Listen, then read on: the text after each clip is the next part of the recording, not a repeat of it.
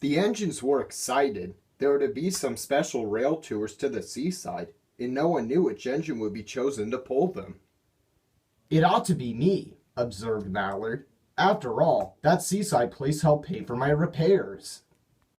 The other engines thought someone else should have a chance. Thomas knew he wouldn't be chosen, but he enjoyed listening to the others arguing. He was pleased in the end when it was decided to give the trips to Green Arrow. When Green Arrow returned from the first tour, he said he had never seen so many people. Soon there was talk of putting on extra trains, but this was not possible. "All we can do is add extra coaches," they said, "but then Green Arrow can't pull a train that heavy on his own." "Of course I can," he scoffed. "My brothers and I did during the war." "Can I help?" asked Thomas. The man in charge stared. "I don't see why not," he said. In the morning, Thomas's firemen arrived early. Thomas's fire was lit, and while the warmth crept through his boiler, the firemen made sure all his moving parts were well oiled. Behind, Green Arrow was being prepared too, and when they were both ready, they set off to find their coaches. The station platform was jammed with an admiring crowd, which didn't seem to get any smaller even after a trainload of people were in their seats. Thomas was coupled in front. He was pleased. He liked to see where he was going. At the seaside station, Thomas was turned around so he could go in front again.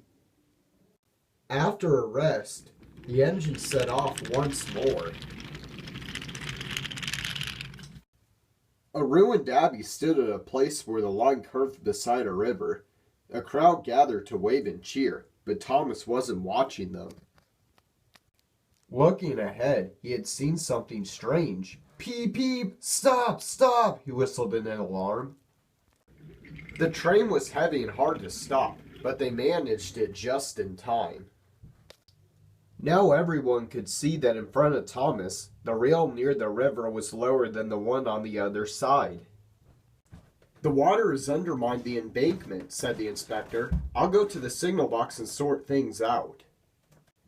Buses came for the passengers, but it was late before the men decided it would be safe to use the other track. Together, the engines pushed the coaches back to a crossover. On his own, Thomas slowly crept past the landslip. Then, very carefully, Green Arrow pulled the empty coaches by, and together they brought the train back to York.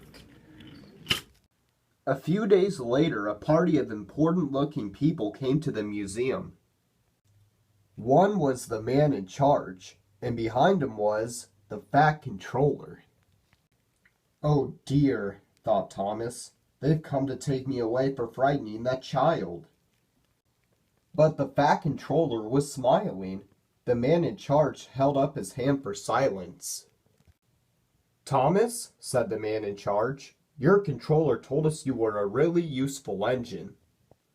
"He is right. For saving a nasty accident the other day, we have decided you should become an honorary member of the National Railway Collection. This special plate will remind you of your visit to us.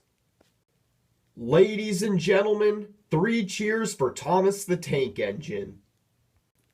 "Well done, Thomas," smiled the Fat Controller. "I knew you would be a credit to our railway."